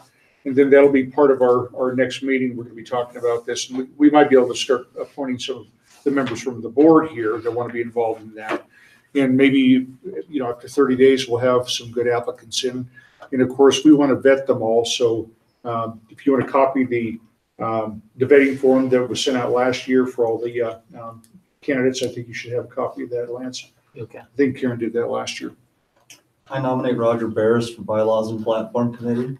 We're not doing that. Yeah. Okay, that brings me to the next thing. We talked about the text blast last meeting, and when we did that 2 years ago, Karen actually did it. She did it through Nation Builder. Yeah, excuse me. We did it mostly as a fundraising text, and we got a lot of pushback. But I think it was because it was a fundraising text rather than an informational text. Through Nation Builder, it's free if you send out less than 250, but obviously there's no value to that. But it wasn't prohibitively expensive to send it out to everybody, you know, the people that we do have phone numbers for. We can try it again. Like I said, last time it was used as a fundraising mechanism, and we had some pushback on it. But I think if we used it for informational purposes, it would be different. Steve? How much did it raise if it did? I don't think it raised a penny. By my recollection, nor Karen's. I thought it was for to promote the convention when we did that. It was, but it was fundraising, primarily fundraising text. We're asking for money, but it was that too. So I'm just going, my recollection was kind of foggy. I had to go to Karen and ask her what her recollection was. She said she didn't think that we had any direct way of measuring how much activity it drew. It may have caused some people to go to the website that we never know what caused them to go to the website and sign up. So it may have had a value that we couldn't measure. And this is a thing that costs like a penny a text, right? Once we go over the 250. I don't recall what the number was, Roger, and Karen couldn't remember either. David, could you find out what that is and then send us an email on that in the next few days? Well, let's save the date for the convention. I mean, if that's all you're saying, is Yeah. save the date for the convention, not ask for money or anything. It's just, Yeah. you know. And so if we decide we want to do that, I think that's something that we can wrap up with an email vote. So everybody keep an eye on your emails. But if it's cheap enough, it doesn't make sense not to do it as far as I'm concerned. Staying in contact with people is what keeps us in their mind. Now, the next thing, We know what the date is. Michelle, I am in total agreement with you, Michelle. You and I have talked about this in other venues, and I think it's a great idea. The Constitution and bylaws, we've been doing them every single year. And on the years where we have to nominate candidates, there's not enough time to do it. There just isn't. So I think we need to move, and this is actually Michelle's position here. So if you want to go ahead and take over, Michelle, go ahead, and then I'll finish whatever you haven't said. Well, I would just like to, when we put our bylaws committee together, I just want to make that one of the bylaws changes that we make, is that on the odd years, we do platform and bylaws, and on the even years, we just do elections and concentrate on candidates. Right. Now, board elections, of course, are different. Those have to happen every year because they alternate. Yeah, it would preclude those, just, Nominations. yeah, nominations for candidates for public office. And I think that would take a lot of pressure off of us. And frankly, our constitution, bylaws, and our platform, we're all getting pretty well solidified right now. We missed a few items last year that we didn't have time to get to. But this year, we should be able to wrap those items up. And then after that, I don't think we're going to have a need to refocus on that every year. It just seems like it's a waste of energy and time. Yeah, I think trying to do that and candidates in the same convention, we don't do justice to either one. We can't vet our candidates properly. And they don't have time to learn it. We should select our candidates the first order of business. Yeah. So the rest of the convention, they can go to classes. We've seen Taken, some great feedback that says, okay, get your candidates together and then have some candidate training that actually takes place right at the time. Well, was it one of you two that was saying to me that what we ought to do before the convention, we have the elections, is within their packets, they get at the door, that it'll have their state house district, their state senate district, et cetera, et cetera. Yeah, we talked about some district maps that would be available, because a lot of people don't even know what district they live in. Actually, what we should do, I think, is to print on their name badge the CD, the state house, and the state senate numbers, so that everybody can look at their name badge and That would be say, fantastic. We had 5 or 6 people that were nominated last year that had to withdraw because they didn't live there. They were selected for a district they were not in. Plus, we can also put on the name badge their voter ID number, so that we can match things up and know exactly who's doing what. I think that's a wonderful idea, and I think that's something that you need to get together with Beatrice on. Yeah, I think it can only make Kim's life easier, whoever the campaign's director is when that comes up next I'm time. going to throw one little red herring in there, is 50% of the people that sign up for it, Last minute. they come that day. That's a lot of time, a lot of research, figuring that out and getting that on their badges. Love the idea. How many Anyone people that came signs late up last year, Ben? Do you know? That's a good concern, but I don't know how many people there were. The lates. They never signed up ahead of time. They didn't pre-register. I don't know. That's a good question. Of all the conventions I've done, and I've done a lot of them, including national conventions, you get probably a good, not half, it's probably about a third, a little over a third that show up at the door. You don't know they're coming at all. If you did, you could plan a whole lot of other stuff. But realistically, Michelle, I mean, if we could get this, if we get something done in advance, all you do is punch in your address, and then it produces all 3 of these things, and then you just have a blank space on the badge that you just filled in. It's on the Secretary of State data, your state house and all that stuff. Sure, it would be. We have it. Okay, if you can do it on the spot, then that's the only thing I was worried about, is I could just see Beatrice pulling her hair out. Look up all that. Or the other thing we could do is ask people, if you're coming at the last minute, please print out your voter registration data and bring it with you. It's right on there. Okay. Kim, did you have something? Yes, please. Something else that would be really helpful, that lessons learned from last time, is if people want to stand for an election and be nominated, that they fill out a registration form so that we keep a copy of their name and address and contact information. The emails would be super helpful. I agree. Well, and Matt and I are going to talk about a couple of details that I want to have hashed out that'll cover some mistakes that were made the last few years, and I don't want to have them make that mistake again. Because everybody comes to me first from papers asking for candidate X, Y, and Z. And then I go to Kim. It's just, if Kim and I both had that one list, that'd be great. Yeah, I agree. Okay. Yeah, and some people I don't have any information for. So Where would you I'm want kind to of have, stuck. where would you want to have that information stored, on our website, or how would you want to do that? We should have it on the website. It should be public, absolutely. But then Kim and I should have an internal document that we just share Okay. on Google Drive. And that'll be in one of the front Yeah. folders that we Yeah. can all access easily? Yeah. Okay, good. Can I count on you to create that? Sure. If you go to the website, there is a candidate page, and if there's incomplete information, we need to try and find that and have it there. And this should be the, media can go look at our website and find the information. They don't have to ask you for it. Give them a link. Yeah. But it's not complete. It's not complete, exactly. Okay. That's the issue. Yeah, that's half the problem, is that we don't keep that information when people are at convention, and we can ask them for their contact details. And so, if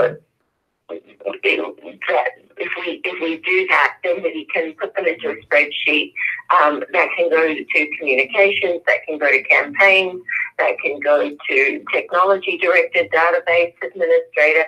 Everybody can sort of access it, and we know how to get hold of our candidates. I think it would be a really good idea. Fantastic, I agree. All right, anything else? Michelle, this was yours. No, I just wanted to bring that up and see how everybody felt about it. Is there Good. agreement then? All right, next thing we have is the Libertarian Action Weekend. Matt, you brought this up in an email, but you didn't put it on the agenda, so I went ahead and added it to the agenda myself. Okay. Obviously, we kind of missed the time that you had originally proposed, but it's not too late. I think we want to try to do it before ballots get out, and if we jump on this literally tomorrow, we get a specified email out, and we do a promoted Facebook page, we can make this happen, and I will email whatever plan we can work out for the candidates that need it. Kim, are you where you can hear me? I can hear you.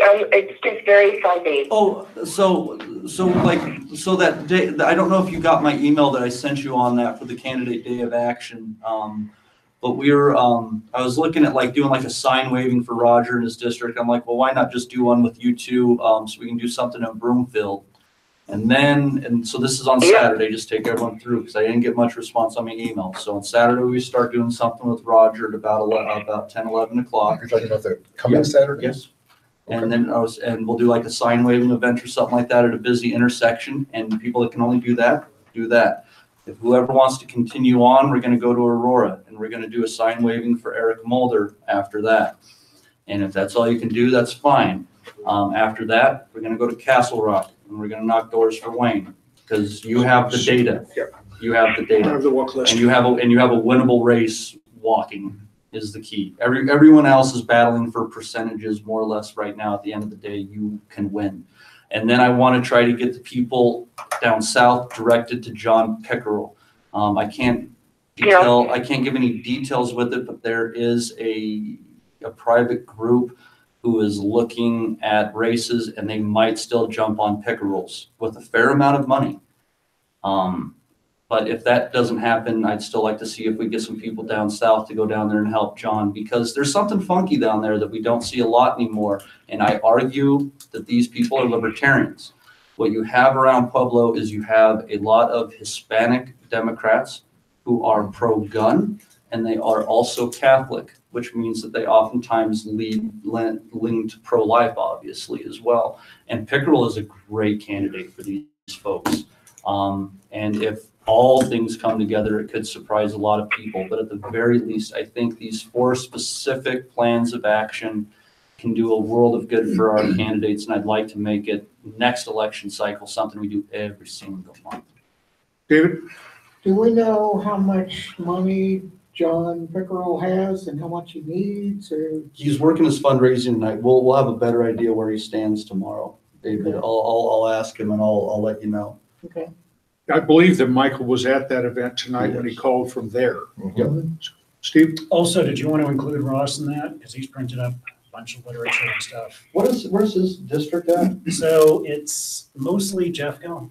Mostly Jeffco? Yeah. I think it's all of Jeff. So, Is he state house? Correct? yeah, State House.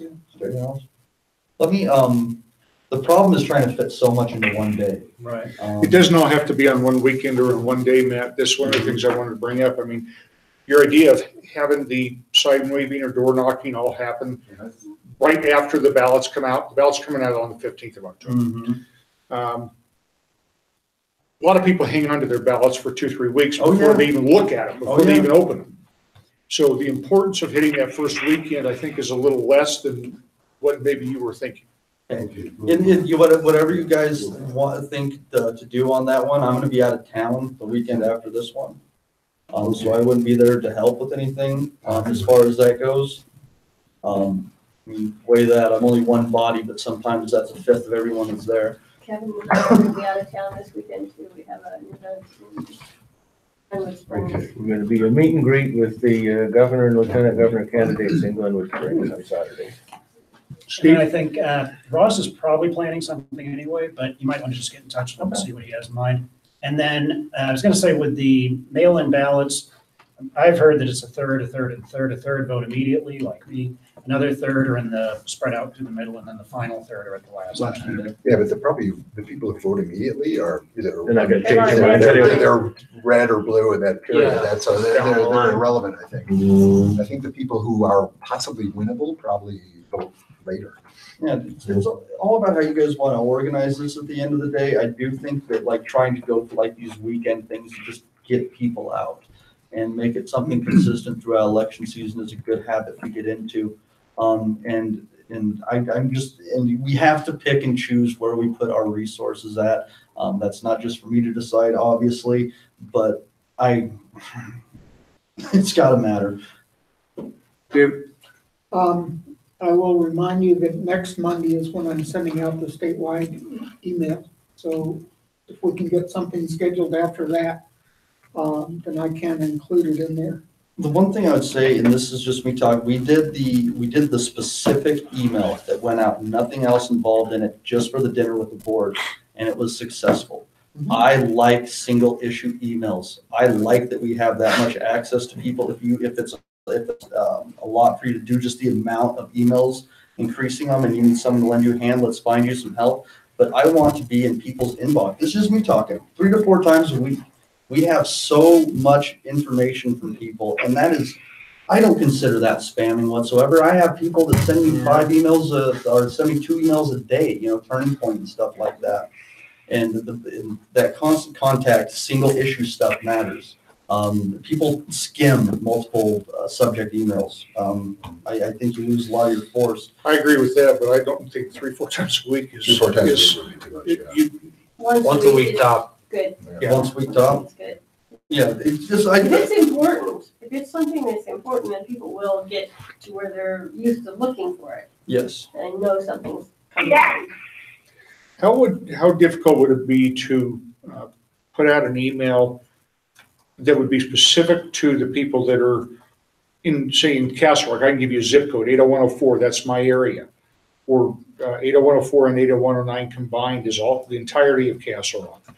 And ask them for volunteers for a weekend, Saturday or Sunday, pick a time and show up. And then do the same thing for Ross, do the same thing for Roger.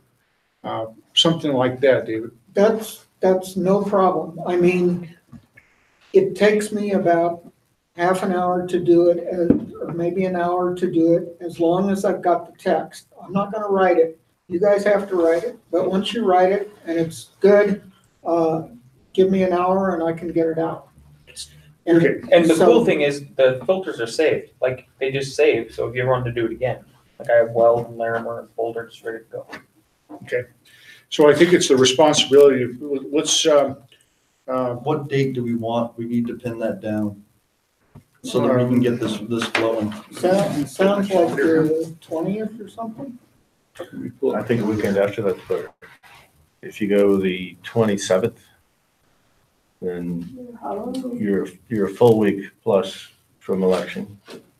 Yeah, if the ballots hit on the 15th, I think if we did the 20th, the weekend of the 20th, or the weekend of the 27th, or both.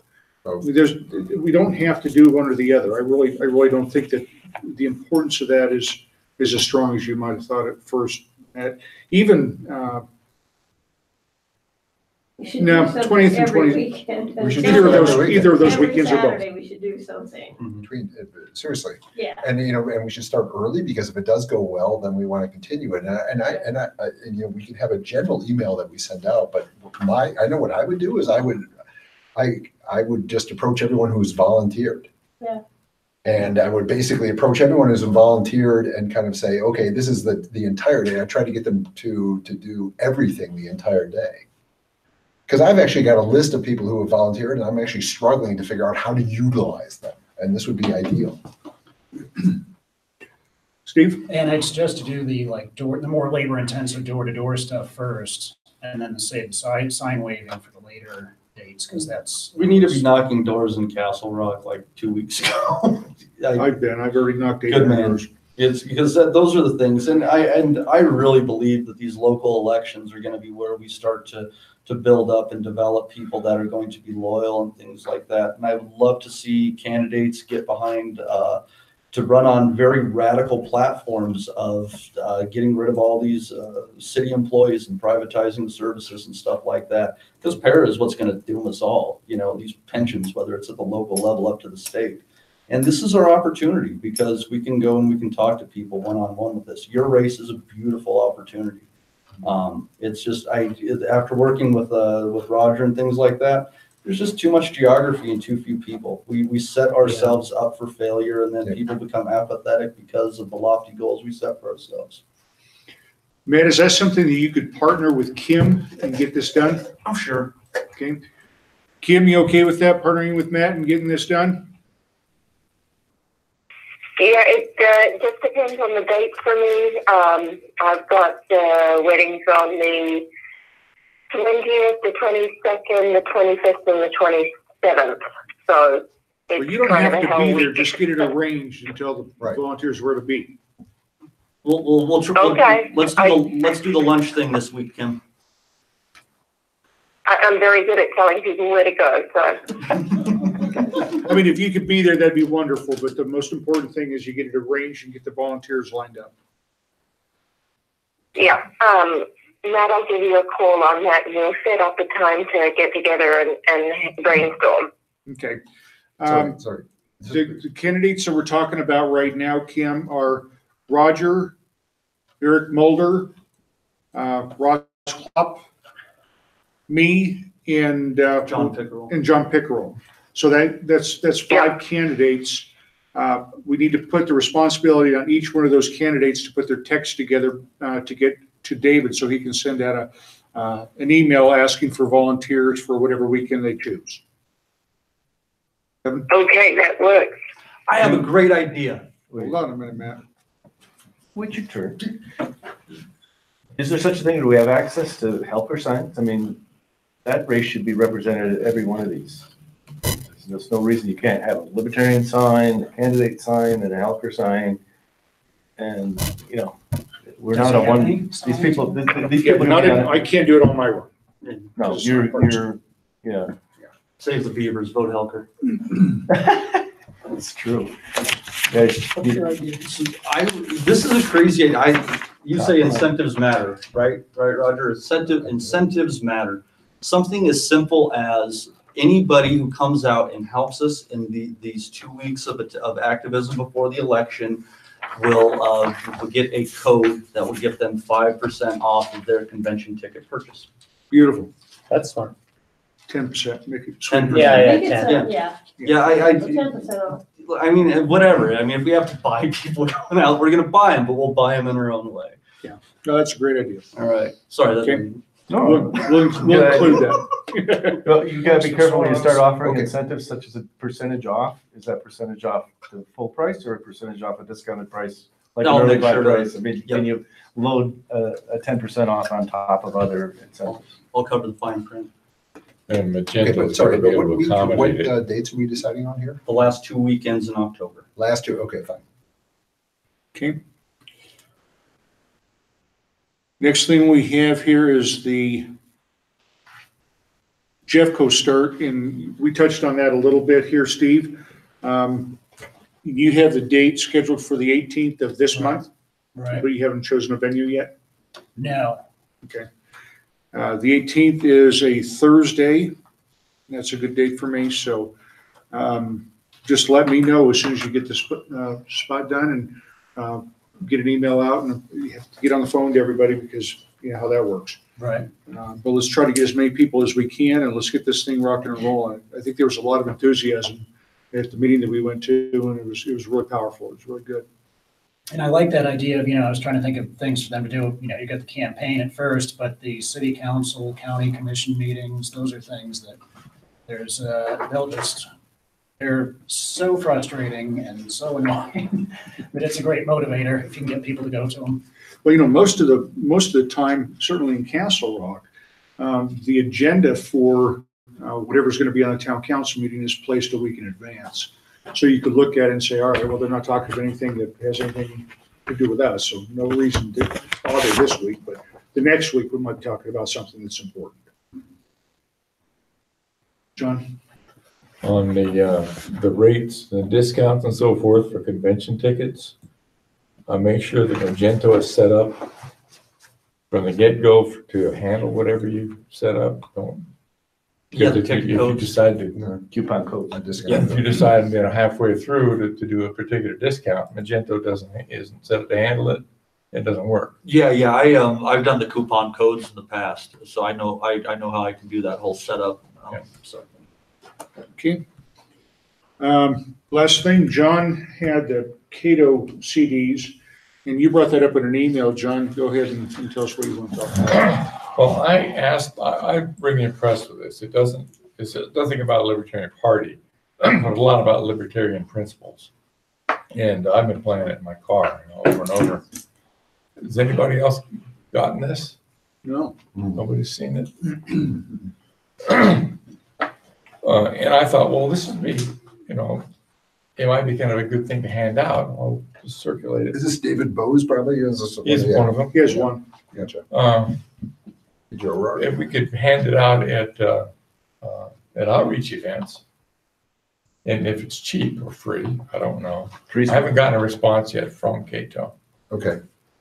And there was a question about whether or not they could contribute to this because we're libertarian. They we're a can political party. That would be Not sure about that. Yeah, I don't think they can donate it, but we can buy it and give it away.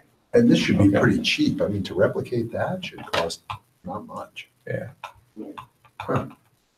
So you're expecting to hear back from them? Well, I'm hoping to. It's good. That's, John, why don't you just keep us apprised what you get from them. Just send us an email to that effect, and then we'll decide what we want to do with it. If it's cheap enough, I'd love to have, 8 or 10 copies of that we could either auction off at the state convention or offer as a incentive to get people that haven't yet bought their tickets to buy them at the last minute. Give them to your speakers. Yeah. Or even if it's really cheap, again, just hand them out at, if that's because to replicate that could not cost much at all. Might be able to hand it out at outreach as well.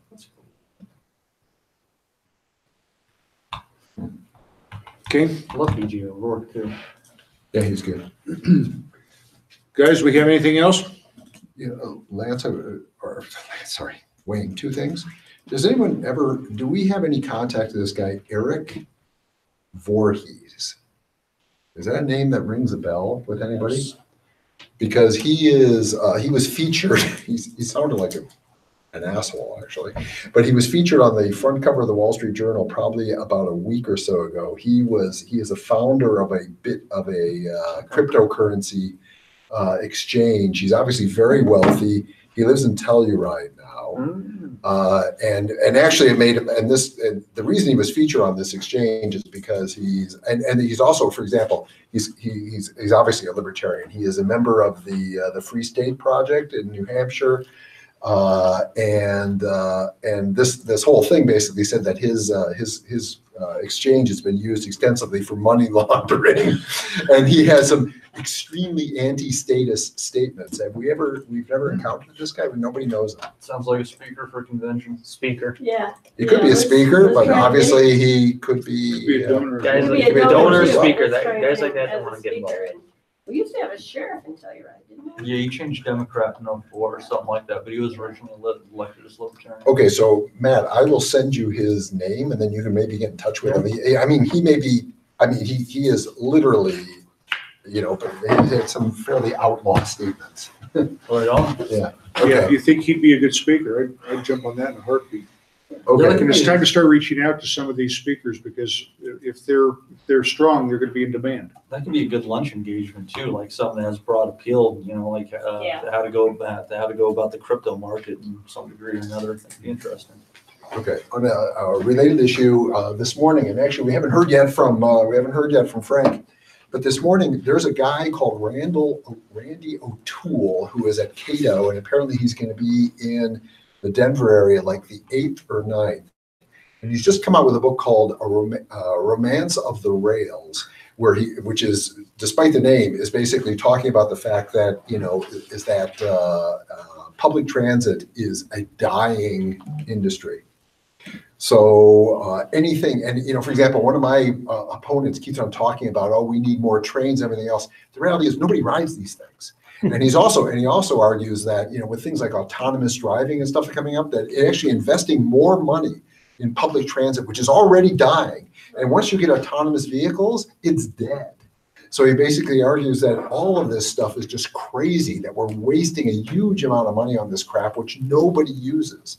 So, and he'll be here something like on the 8th or 9th.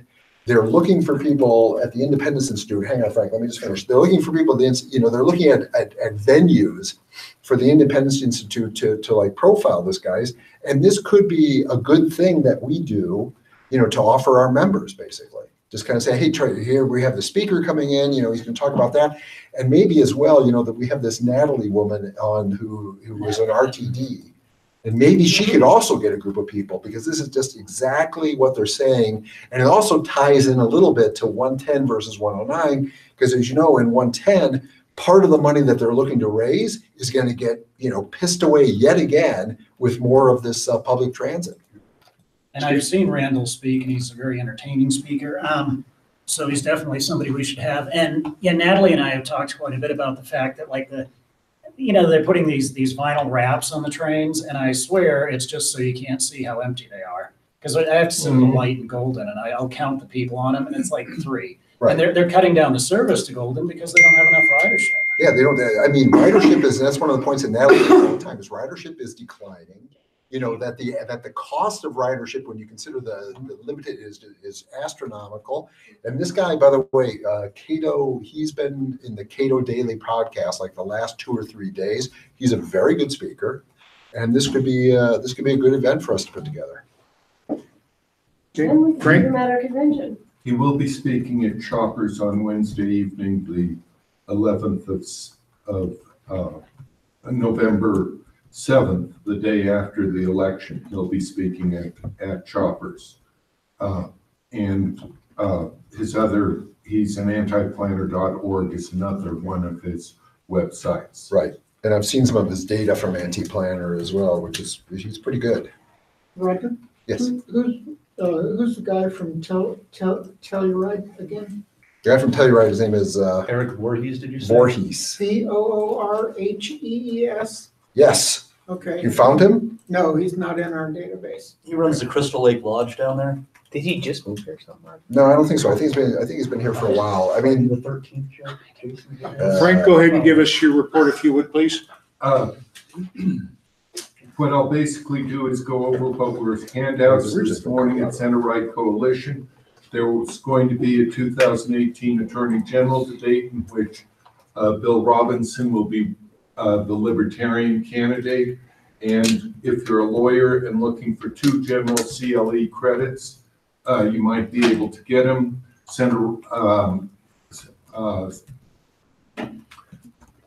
Centennial Institute's going to be having their Western Conservative Summit July 12th and 13th. We've discussed the Americhic's positions on different amendments and propositions. There's also Randy O'Toole and Centennial Institute ideas, and then Tim Neville and his wife having a 40th anniversary party. Casper Stockman is having an event here in Denver. One of the tidbits of inside politics is that the Republicans need at least 30% in Denver in order to win statewide elections. And then a Boulder and Broomfield issue, and then details on Amendment 73. And the Republicans are either blowing smoke or counting on Democrats not showing up at the polls and giving squeakers. And Oh my God. no, my thinking is to sum up, Rush Limbaugh, Trump has perfected the laser pointer and the cats and exhausting the cats with a laser pointer. And he uses his tweets to exhaust them. And I personally think they'll not come out and be voting. I just think that they're getting so extreme, they're pushing everybody out of their party and everybody's going to admit it. And we're not capturing them. No, they're just all We're too going. crazy. And it's getting crazy, but we'll see what happens. And you're all invited to Corelli's on November 8th. Must be 8th. To see which one of us, either It's crow. Roger or I, are eating crow and buying the other one lunch, and also finding out if Roger owes John Caldera $20 or vice versa. What's the bet? Whether I hit 10%. 10%? Say again, louder. 10%. Yeah. But 20%. some other tidbits from this morning is that apparently Polis is outspending Stapleton 4-1. Almost entirely on his own money. One of the other things they were saying is about that Stapleton, every time Polis just, dumps another million in, then Stapleton has to spend like 3 days on the phone trying to match it, So, because one of the amendments they're going to do is that if someone like Polis starts dumping in a lot of money, that basically lifts the caps for his opponent is very necessary. And then a lot of the feeling from this morning too is that there's just a huge amount of Trump versus non-Trump voting going on, swamping local issues. So we basically had Stapleton's campaign manager there, and one of the questions that Caldera raised kind of rhetorically is that what happens if we pass these propositions that are things like 74 and then if we go against 112, so all of these kind of like free market positions and propositions, and the Republicans get slaughtered.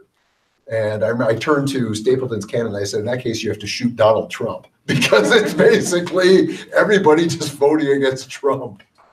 And I think that's what, and the Stapleton guys, I think this is what people are really worried about. And you see that particularly with Jason Crow and Kaufman as well.